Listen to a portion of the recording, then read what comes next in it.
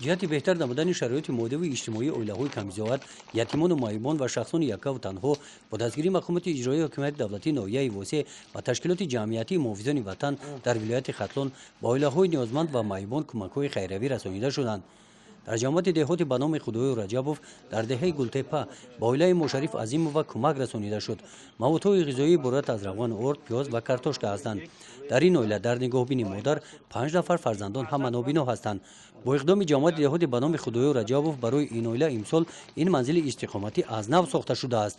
اعضایان تشکیلات محافظان وطن اقدام گرفتند که رنگ و بر و تیرازی‌های منزل استقامتی این اویله را تامین نموده در ساختمان منبعده آن سهم خود را می‌گذارند.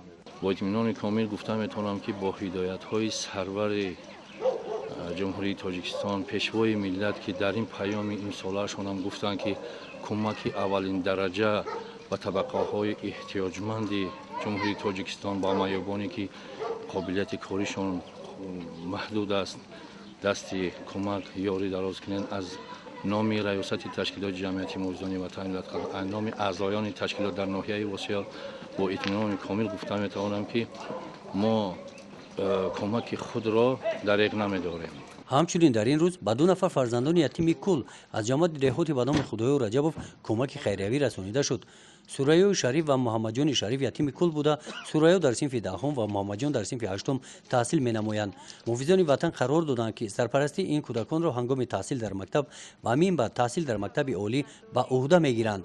با دستگیری مقامات اجرایی حکومت دولتی ناحیه و تشکیلات جمعیتی محافظان وطن در سال 2016 توی خدنسور 40 نفر کودکان از اویله‌های نیازمند گذرانده شده است. جهت بهتر نمودن شرایط مادی و اجتماعی اویله‌های نیازمند چنین کمک‌ها ادامه می‌یابند. گزارش خواجه نظریف خدای نظر ظهورов از ناحیه واسع برای برنامه اطلاعاتی نوید.